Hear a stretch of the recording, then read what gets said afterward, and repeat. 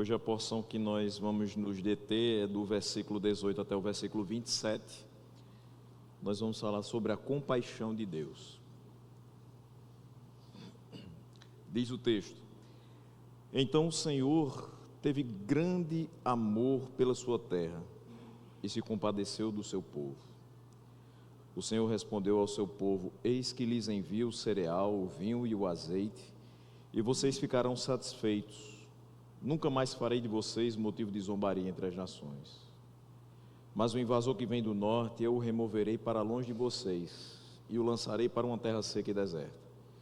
Lançarei a sua vanguarda para o mar oriental, e a sua retaguarda para o mar ocidental. Subirá o seu mau cheiro, e subirá a sua podridão, porque agiu poderosamente. Não tenha medo, ó terra, alegre-se e exulte, porque o Senhor faz grandes coisas. Não tenha medo, animais selvagens, porque os pastos do deserto reverdecerão, porque as árvores darão seus frutos, as figueiras e as videiras produzirão com vigor. Filhos de Sião, alegrem-se e exultem no Senhor seu Deus, porque Ele lhes dará as chuvas em justa medida, fará descer como no passado as primeiras e as últimas chuvas. As eiras se encherão de trigo e os lagares transbordarão de vinho e de azeite.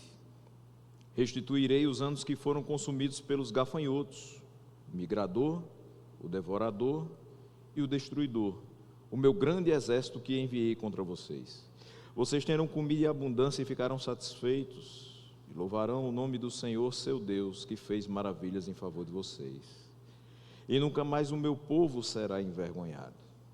Vocês saberão que eu estou no meio de Israel e que eu sou o Senhor, o Deus de vocês, e que não há outro. E nunca mais o meu povo será envergonhado. Vamos orar. Senhor, nós damos graças por mais esta terça-feira que o Senhor nos permite viver, por nos unirmos em Teu nome, em oração e em meditação da Tua palavra. Que ao observarmos estes versículos, Tu fales ao nosso coração profundamente. Assim oramos no nome de Jesus. Amém. Você se assenta com a Bíblia aberta nesse texto, porque dele a gente não sai. Meus irmãos, já falamos até o capítulo 2, versículo 11, sobre o apelo que é feito para que o povo se arrependa, tendo em vista o dia do Senhor, que é apresentado no capítulo 2, versículo 1 até o versículo 11. Um dia que é um dia pesado para muitos que não têm seguido as orientações de Deus. Um dia que será um dia de trevas, um dia de terror. Mas para aqueles que guardaram a sua palavra, os seus mandamentos, será um dia glorioso. E Joel tem o seu ponto de virada a partir do versículo 12 do capítulo 2, quando ele falou acerca da misericórdia do Senhor. E agora nós vamos falar sobre a compaixão de Deus. É um momento também de virada desse povo, porque Joel inicia essa nova sessão e ele volta a atenção da destruição provocada pelos gafanhotos, agora para as bênçãos que Deus vai dar ao seu povo já arrependido. Então primeiro ele falou sobre seca, sobre praga de gafanhotos, e agora ele vai falar sobre bênçãos. Tudo aquilo que Deus tem preparado para aqueles que se arrependeram dos seus pecados. Ou seja, o Deus perdoador e compassivo agora abre as suas mãos abençoadoras novamente ao seu povo. Ou seja, volta o seu favor ao povo que sempre foi seu, mas que por vezes se afastou da sua palavra. Então nós vamos ver como Deus está pronto para socorrer e aliviar o seu povo.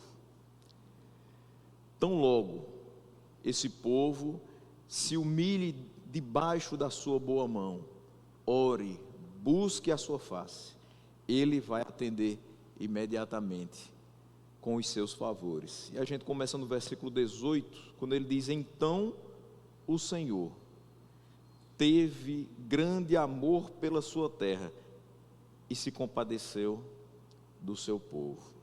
O profeta aqui repete que as orações não seriam em vão, que as intercessões não seriam em vão, contanto que os judeus verdadeiramente se humilhassem diante de Deus. Ele diz: o Senhor teve grande amor pela sua terra e se compadeceu do seu povo. Por quê? Porque esse povo, de fato, buscou a Deus em oração e se arrependeu. Ele confirma aqui que Deus lidaria com o seu povo de forma misericordiosa, porque se de fato é seu povo, Deus age com misericórdia.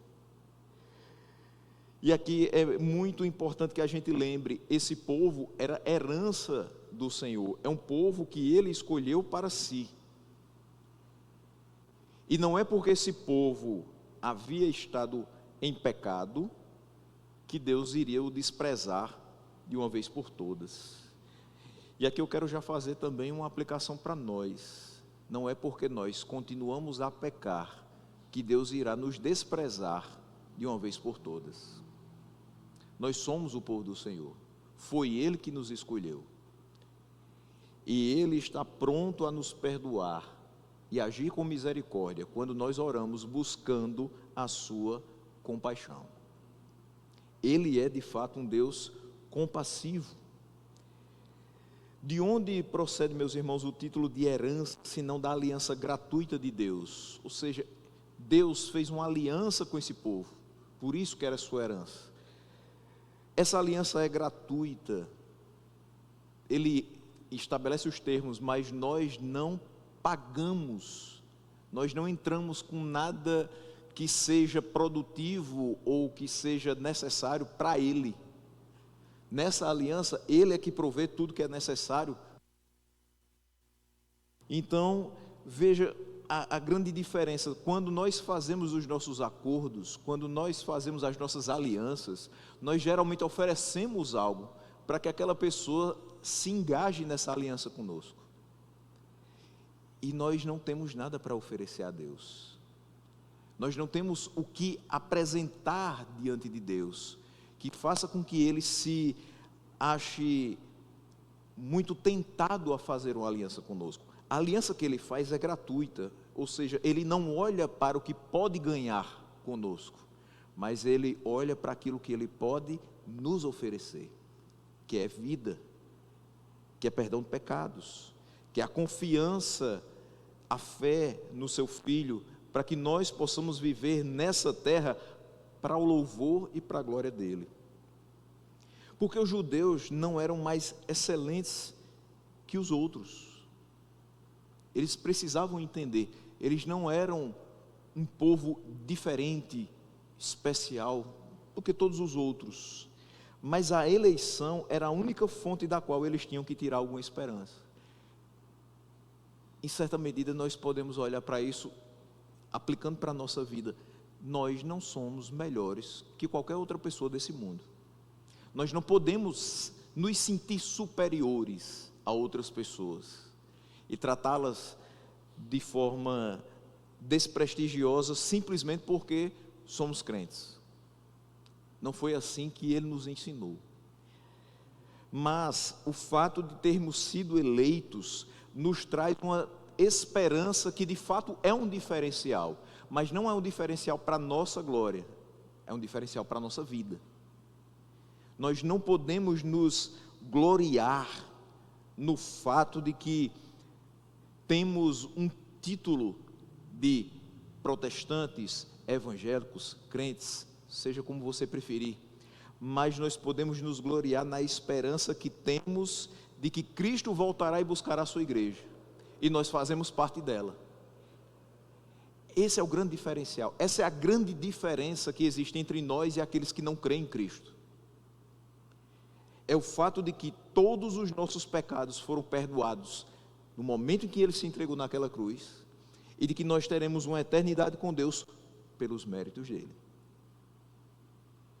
Tirando isso, nós somos pó e cinza, carne e osso. Nós percebemos agora então a razão das palavras: Deus terá zelo pela sua terra. Deus teve grande amor pela sua terra.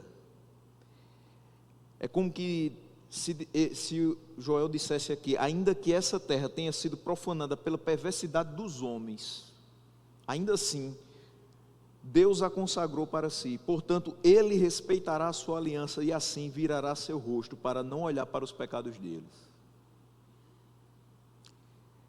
É assim que Ele começa se compadecendo do seu povo, dizendo: a sua aliança não será revogada. Ainda que essa terra tenha sido alvo de profanação, ainda que os homens tenham sido entregues à perversidade, todavia essa terra é minha e esse povo é meu. E eu agirei com compaixão, respeitando essa aliança e não olhando para os pecados deles. Esse não olhar para os pecados deles não quer dizer Deus fez vista grossa, no sentido que a gente normalmente fala, de que a pessoa sabe o que está acontecendo, mas não toma nenhuma providência. Mas está querendo dizer o seguinte: eu sei o que aconteceu, eu sei as consequências do que aconteceu, mas eu sou o único que pode mudar esse quadro. Então eu não vou focar a minha atenção no pecado deles, mas no fato de que eu sou compassivo. Eu vou ter compaixão deles e vou dar uma nova chance. Eu vou ter compaixão deles e eu vou restaurar essa terra que estava tomada por perversidade.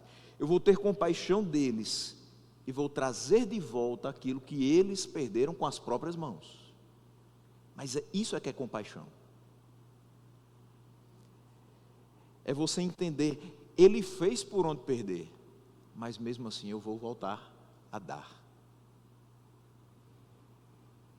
É isso que é exercido quando você dá uma mesada para o seu filho, e o seu filho desvia daquilo que você gostaria que ele gastasse aquele dinheiro. Ele perdeu o valor porque ele quis, mas no outro mês o que é que você faz?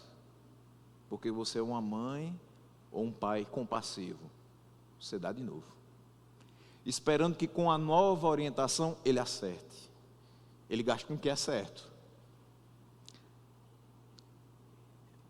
Deus sempre traz novas orientações a nós, Deus sempre nos dá novas chances, e Ele sempre espera que com essas orientações e chances a gente finalmente acerte.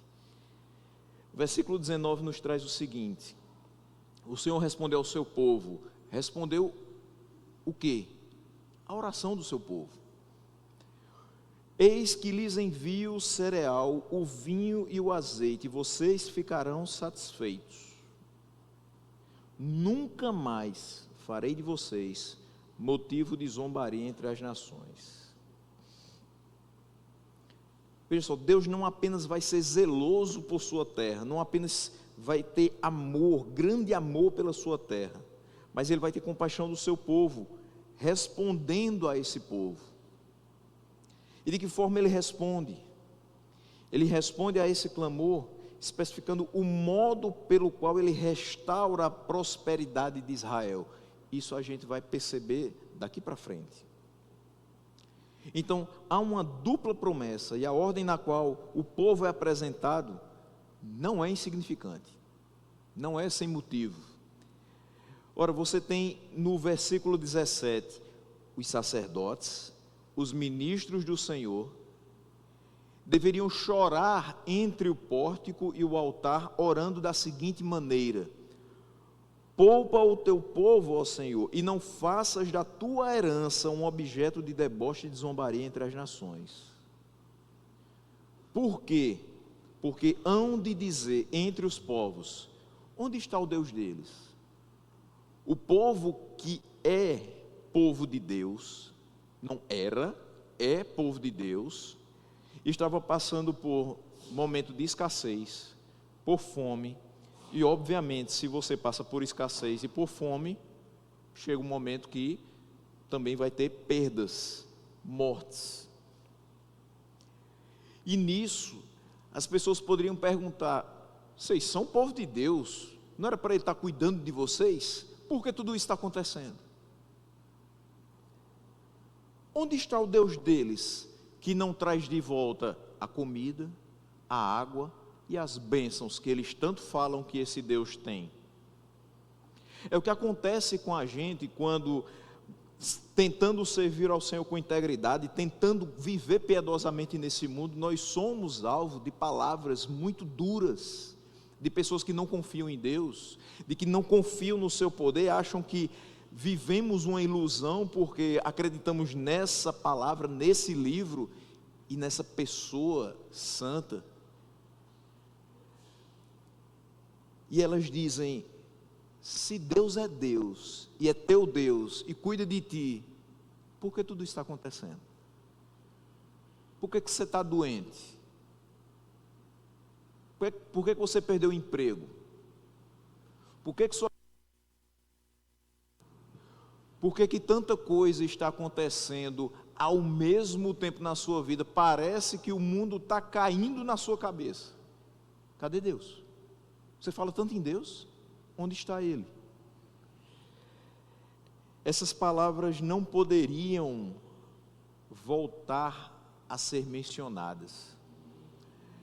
Aquele povo não poderia mais passar por tanta zombaria e ser objeto de deboche. Afinal de contas, não é o povo que é alvo, simplesmente.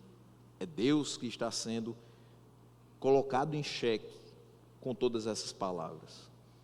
Quando nós somos questionados em relação à nossa fé, a nossa confiança de que Deus continua sendo Deus, continua curando, continua salvando, continua sendo compassivo conosco, é o nome dele que está em jogo. E a gente tem que ter muita confiança e muita convicção de dizer: Deus está onde sempre esteve. O meu Deus continua do seu trono, reinando sobre toda a terra, tem controle sobre todas as coisas e não me deixará ser envergonhado.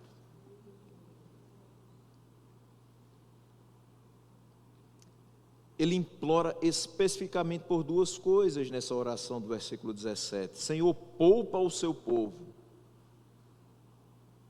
Segundo, não faça dessa terra, da tua herança, o opróbrio, a vergonha das nações. E a resposta segue a mesma ordem. Deus, por entender o trauma que a falta de alimento causava tanto para os homens, que foi citado do versículo 10 a 12 do capítulo 1, quanto para os animais, do versículo 18 a 20 do capítulo 1 também, anuncia que as necessidades básicas da vida vão ser restauradas. Primeiro, ele começa dizendo que envia o cereal, o vinho e o azeite, o básico. Mas depois ele fala que também o opróbrio à nação vai ser retirado. Nunca mais farei de vocês motivo de zombaria entre as nações. Então, os dois pedidos da oração do versículo 17 são respondidos no versículo 19, na mesma ordem. No versículo 20 nós temos o seguinte: mas o invasor que vem do norte, eu o removerei para longe de vocês, e o lançarei para uma terra seca e deserta. Lançarei a sua vanguarda para o mar oriental, e a sua retaguarda para o mar ocidental. Subirá o seu mau cheiro, e subirá a sua podridão, porque agiu poderosamente. Ele diz que vai retirar a vergonha, que não vai mais permitir que eles sejam motivo de zombaria, mas pelo efeito daquela nuvem de gafanhotos, pelo efeito da seca, eles poderiam ainda ter algum tipo de medo da vergonha dos gentios. Pode ter sido que os assírios estivessem naquele momento de prontidão, preparados para a guerra, e eles observassem e dissem: Deus falou que vai tirar o opróbrio de nós, mas tem uma coisa, nós estamos vendo que eles estão prontos para guerrear, eles continuam por aqui, eles continuam a nos cercar. Era difícil tirar do coração deles todos os temores, mas aí vem essa promessa: o invasor que vem do norte, eu o removerei para longe de vocês, e o lançarei para uma terra seca e deserta. Ou seja, o profeta tinha dito inicialmente de uma forma genérica, que eles não estariam mais sujeitos às chacotas dos gentios. Só que agora, mesmo que eles pudessem sentir medo, essa angústia que estava atormentando constantemente eles, não teria mais sentido com a certeza da promessa de que Deus removeria de uma vez por todas o inimigo que vinha do norte. Ele declara que está no poder de Deus expulsar os assírios e desbaratar todos os seus esforços. Ele diz: eu lançarei a sua vanguarda para o mar oriental e a sua retaguarda para o mar ocidental. Subirá o seu mau cheiro e subirá a sua podridão, porque agiu poderosamente. Ou seja, eu vou espalhá-los de lá para cá, de modo que a sua frente fique para um mar, provavelmente o mar morto, e a sua outra extremidade para o mar posterior, o Mediterrâneo. O mar morto estava na direção do leste. Nós percebemos agora, em parte, o que o profeta quis dizer. Eles vão estar espalhados, eles vão estar distantes, eles não vão mais tocar em vocês. Porém, ao mesmo tempo, deve ser adicionado que o profeta remove o sobressalto dos judeus, que ocupava suas mentes ao observar o grande poder dos assírios.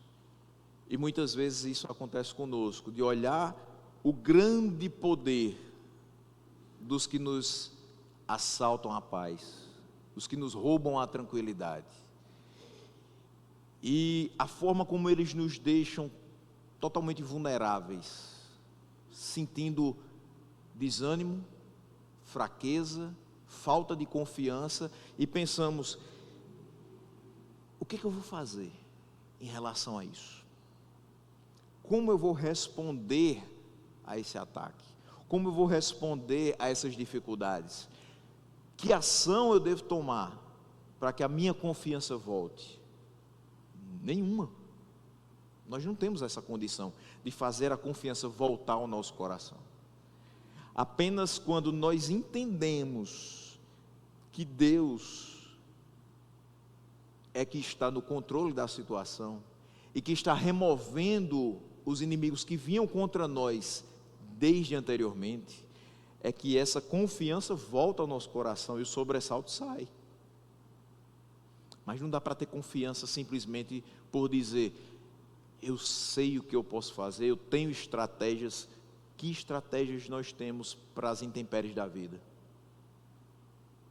Quando a gente é pego de calça curta, desprevenido, o que é que a gente faz? A não ser chorar, se desesperar, arrancar os cabelos, quem tem. Não dá. Ou você confia no poder de Deus, ou você se desespera. Ou você espera no Senhor, ou você nunca alcançará a mudança do quadro que você tanto vem pedindo. Veja que esse povo ora no versículo 17 e a resposta vem no versículo 19. Óbvio, não sei quanto tempo passou de uma oração para a resposta. O que eu sei é que a resposta vem. Às vezes a gente tem que orar 5 dias, meses, anos, décadas, mas o certo é que a resposta vem. Versículo 21, não tenha medo, ó terra. É o Senhor reafirmando que o povo agora deve confiar de que de fato Ele é compassivo e as coisas estão mudando, eles vão ser restaurados, as coisas vão voltar a ser como eram antes, ou até melhores. Não tenha medo, ó terra, alegre-se e exulte, porque o Senhor faz grandes coisas. Veja, o que Joel está falando não é assim: meus irmãos, se alegrem, porque vai vir um pregador de fora falar para a gente domingo, e ele é canela de fogo, e ele adivinha o seu CPF, a sua identidade, e ele vai dar os 6 números da mega da virada de 2026.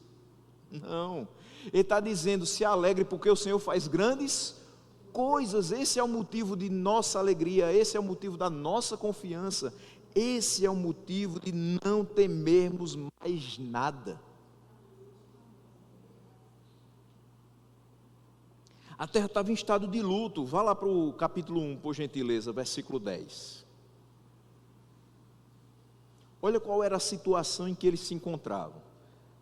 Os campos foram arrasados e a terra está de luto. Por que a terra estava de luto? Porque o cereal foi destruído.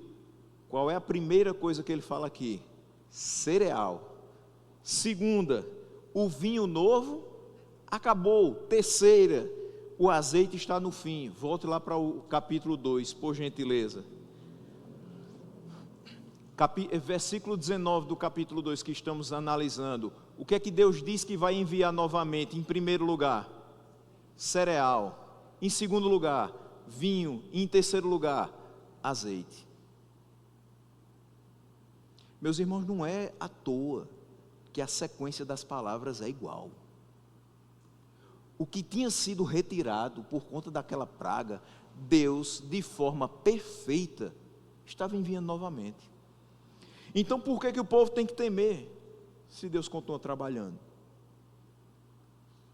Você pode estar com seu coração agitadíssimo exatamente agora, e talvez mesmo escutando essa palavra, você volte para casa pensando nos problemas que você vai ter a partir de amanhã, porque já estão te acompanhando desde antes desse culto. Só que você vai chegar em casa, vai deitar a cabeça e vai dormir hoje à noite. Sabe por quê?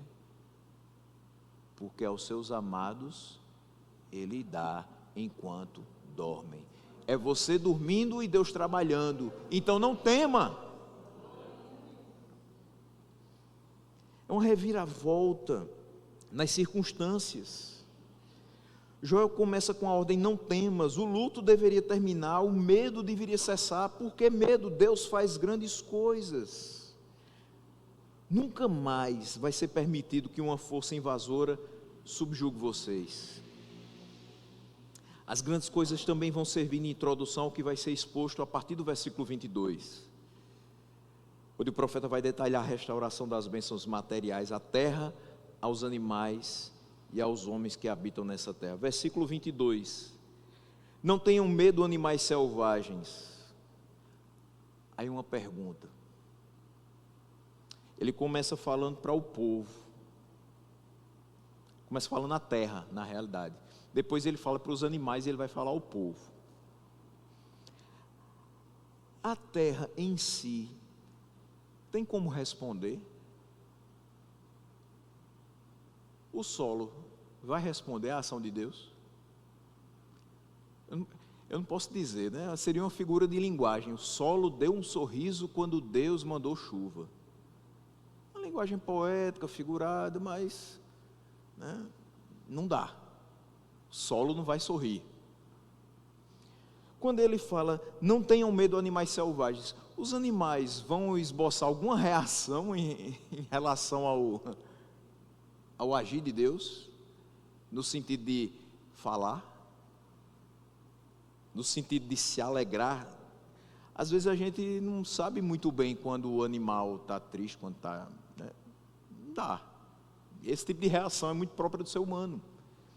Quando ele fala assim, no versículo 23, para os filhos de Sião, a gente percebe que vai ter uma resposta muito clara. Mas se a gente observar direitinho, uma terra seca, com solo pedregoso, o chão rachado, pense no semiárido paraibano. Como a terra reage quando Deus manda chuva? Qual é a forma dessa terra se alegrar e exultar no Senhor? Florescendo, dando frutos para a glória de Deus. Qual a forma desses animais selvagens se mostrarem agradecidos a Deus, louvarem a Deus com as suas vidas, mesmo que sendo chamados de animais irracionais? Não tenham medo, porque os pastos do deserto reverdecerão. Vocês não vão mais trotar em pedras, em pedaços de terra rachados. Vocês vão ter pasto para desfilar a beleza da criação de Deus. Eles vão voltar a ocupar o lugar que antes era deserto, agora num verde maravilhoso. Quando você sai daqui para João Pessoa, você vai passando naqueles locais, e tem épocas que está tudo cinzento, tudo marrom. Você fica, meu Deus, basta dar uma semana de chuvas, fica tudo verde de novo. Aqueles pequenos açudes que parecem poças de água, voltam a dar muito volume de água. E você diz, Deus continua sendo Deus. Continua cuidando da sua criação. Continua fazendo com que aquela terra que tinha tido as suas árvores totalmente arrancadas, cortadas pelos gafanhotos, um cenário devastado, agora passa a ser produtiva. As árvores darão seus frutos, as figueiras e as videiras produzirão com vigor. Essas mesmas árvores foram citadas no capítulo 1. Figueiras e videiras vão produzir abundantemente, com vigor. No versículo 23 ele diz, filhos de Sião, alegrem-se, exultem no Senhor seu Deus, porque Ele lhes dará chuvas em justa medida, fará descer como no passado as primeiras e as últimas chuvas. Meus irmãos, eu fico muito triste, porque parece até contraditório eu falar agora que eu me sinto triste, quando eu estou falando de tanta coisa boa, né? Mas eu fico triste porque uma pessoa que fazia parte do nosso meio evangélico brasileiro se inspirou justamente nesse texto para fazer uma música muito bonita. Ele cantava, alegrai-vos, filhos de Sião, regozijai-vos no Senhor, porque Ele vos dará em justa medida a chuva. Parece que ele não crê mais nisso, né? E ele dizia que o melhor de Deus ainda está por vir. Muita gente discutiu porque esse melhor de Deus ainda está por vir. E aí muitos teólogos da internet diziam, não, o melhor de Deus já veio, é Cristo. Quer coisa melhor do que Cristo? Mas ele estava falando que o melhor de Deus ainda estava por vir para o povo que tinha sido alvo de seca e de praga de gafanhotos. Ou seja, tudo que Deus estava fazendo naquele momento era muito melhor do que antes eles já tiveram. Você muitas vezes pensa naquilo que você perdeu, seja por sua culpa, por culpa de outras pessoas, não interessa, mas o que você perde, você pensa anos e anos se martirizando, Senhor, eu perdi aquilo, eu perdi aquela oportunidade, eu perdi aquele bem, eu perdi aquela pessoa. E Deus continua trabalhando para que tudo que você tenha depois daquilo, de fato, seja o melhor para você. Se Deus tirou da sua mão, é porque não era o melhor. Mas o que Ele coloca depois é infinitamente melhor. Ele diz, as chuvas vão vir em justa medida, nem mais, nem menos. Nem poucas chuvas que não são suficientes para que germinem as sementes e volte a ser produtiva aquela terra, e nem chuva demais para que não seja uma enchente e destrua a plantação.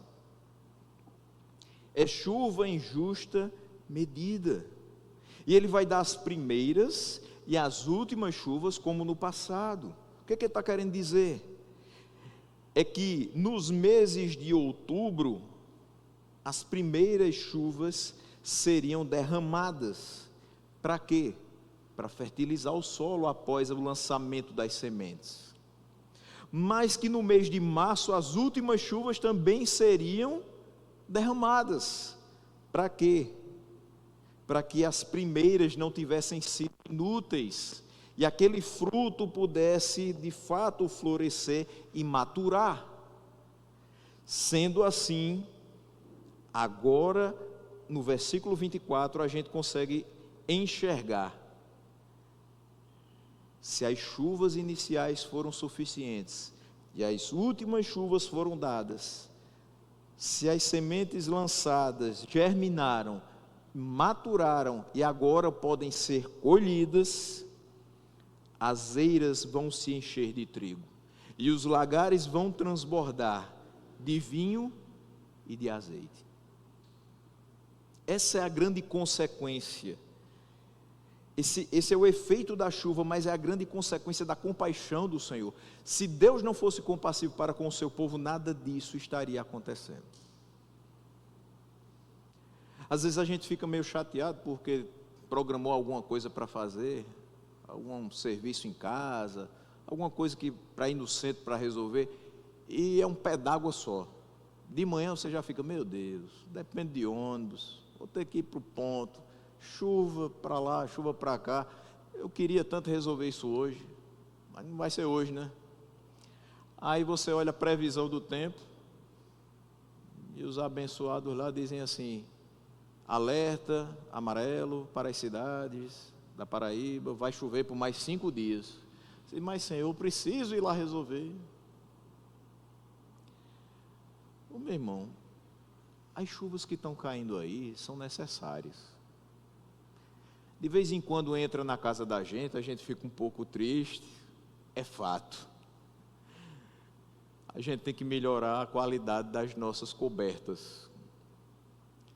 Mas Deus não precisa melhorar a qualidade das chuvas. Elas são em justa medida. Quantos anos que a gente não tem mais racionamento? Você já pensou nisso? Vai fazer 10 anos. 10. O último foi comecinho de 2017. Que a gente tomava banho com um balde embaixo, que era para poder utilizar como descarga. Acho que todo mundo fazia isso. Era o jeito. Mas faz quase 10 anos que, por mais que fique só aquela laminha lá em Buqueirão, mas não vai mais para o volume morto. Está chegando perto de 30%, aí o Senhor manda chuva abundante, aí volta para 50%, 60%. Você pensa que não vai dar milho esse ano, já está começando aí. Daqui a pouco começa a ser vendido as mãos de milho para a gente assar, fazer pamonha, canjica, cuscuz, o que quiser. Esse ano tem fartura. Por quê? Porque Deus mandou chuva em justa medida. Ele mandou as primeiras, mas também mandou as últimas. Deus não deixa faltar. Nós somos o seu povo. E ele diz: eu restituirei os anos que foram consumidos pelos gafanhotos. Os 3 que são citados lá no capítulo 1. O migrador, o devorador e o destruidor. Só que agora ele fala em outra ordem. Primeiro ele fala que eles migraram, depois que eles devoraram e destruíram as plantações. Quem mandou esse exército de gafanhotos? Deus. Ele diz: o meu grande exército que enviei contra vocês. Deus mandou. Deus afligiu o seu povo, mas ele também agora volta a ser propício para com esse povo. Lembre-se sempre, Deus é amor, Deus é justiça. Primeiro ele agiu com juízo, agora ele compassivamente volta a agir em amor. Mas eu continuo dizendo, durante o período em que ele agiu com juízo, ele continuava agindo em amor. Por quê? Porque quando o Senhor nos disciplina, ele mostra que ele nos ama. E era para isso que o Senhor tinha afligido esse povo. A gente vai ver no último versículo, tudo isso tinha um grande propósito. Nada que ele faz é sem propósito. Versículo 26. Vocês terão comida em abundância e ficarão satisfeitos. Louvarão o nome do Senhor, seu Deus, que fez maravilhas em favor de vocês, e nunca mais o meu povo será envergonhado. O que eles pediram no versículo 17? Senhor, não deixe que tua herança seja motivo de chacota, de zombaria, de vergonha entre as nações. E ele no versículo 26 e 27 vai deixar claro isso, vai reforçar, vai ser enfático, dizendo: e nunca mais o meu povo será envergonhado. Esse é o último refrão que ele vai utilizar. Assim como os judeus padeciam de fome enquanto Deus estava sendo ofendido, também esse promete aqui. Esse promete que, quando estivessem reconciliados com Ele, teriam abundância da produção da terra. Vocês terão comida em abundância e ficarão satisfeitos. Você desobedeceu a Deus, Deus estava sendo ofendido. O que aconteceu? Escassez. Você começou a obedecer a Deus novamente, você se voltou para Ele, você se arrependeu. O que Ele fez? Ele voltou a te dar. Ele se compadeceu. É o primeiro versículo. Ele se compadeceu do seu povo. Por quê? Porque Ele zela para com o seu povo. Porque Ele ama o seu povo. Ele não tinha prazer naquele momento, mas tinha que discipliná-los. Ele menciona também a gratidão dele. Se Deus está nos dando, meus irmãos, qual é a única reação possível que a gente tem que ter? Agradecer. Porque você recebe. Aí você não agradece. Isso também é agir contra Deus. Aí chega uma hora que Ele não dá, e você não somente não agradeceu antes, mas agora você murmura. Não é essa a atitude de um filho de Deus. O filho de Deus sabe, se meu pai está me dando, se Ele está demonstrando amor e compaixão, eu preciso ser grato. Então a gratidão é o resultado pelo fruto dessa compaixão de Deus. A comida veio em abundância, eu estou satisfeito, Senhor, muito obrigado. Essa gratidão também era uma evidência de verdadeiro arrependimento. Eu louvo o nome do Senhor, eu sei o que Ele tem feito na minha vida, eu tenho total noção de que tudo o que está acontecendo é favor dEle e não mérito meu. Porque antes eu estava pecando, Ele estava desagradado.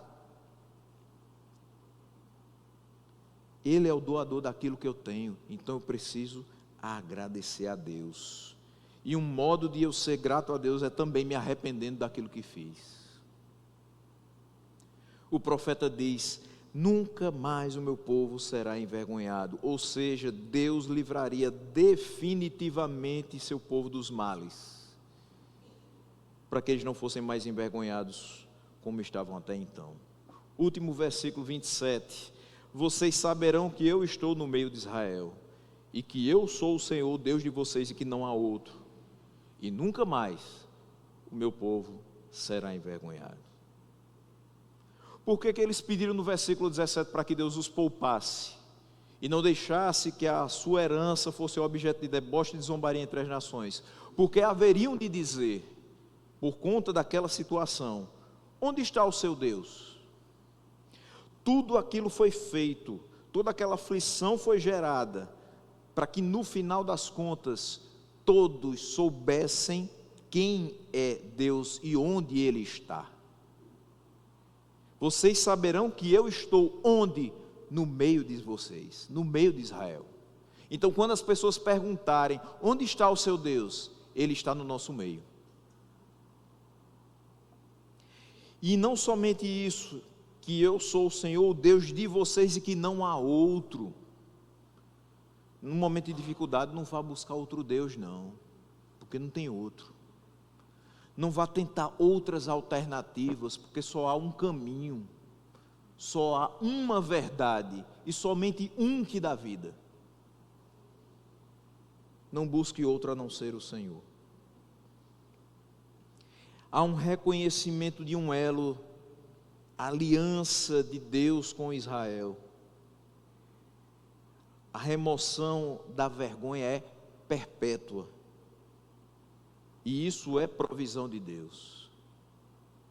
A sua presença incomparável nunca se apartará do seu povo. E nunca mais o seu povo será envergonhado. Eu finalizo aqui com 3 aplicações. Primeira delas, o que a gente percebe nesse texto? Deus é compassivo e bom. Nunca duvide disso. Nunca pense: Deus me abandonou, Deus não está olhando para mim, Deus se esqueceu de mim. Deus é compassivo e Deus é bom. Ele restaura a sorte do seu povo quando este o obedece. Você quer ter a sua sorte restaurada? Obedeça a Deus. Quer saber onde você consegue subsídios para isso? Está na palavra dele. Segundo, Deus livra seu povo dos inimigos com o propósito de que o seu nome seja glorificado e que o seu povo não seja envergonhado. Por último, algumas provações pelas quais nós passamos servem para que nós saibamos que Deus continua aliançado conosco. Você é torcido, você é esmagado, você é apertado. E a quem você recorre? A Deus. Por quê? Porque você sabe que Ele está com você. Você sabe que Ele é o seu Deus. Você sabe que pode confiar e que esperando nele, você não será nem confundido, nem envergonhado. Então não se preocupe com as provações. Vivencie elas na dependência do Senhor, que restaura a sorte do seu povo, que protege o seu povo e que traz de volta a paz ao coração, antes afligido por todas aquelas situações de medo, de terror. Mas Ele não faz com que essa provação dure mais do que o necessário para que a gente aprenda. O propósito é esse.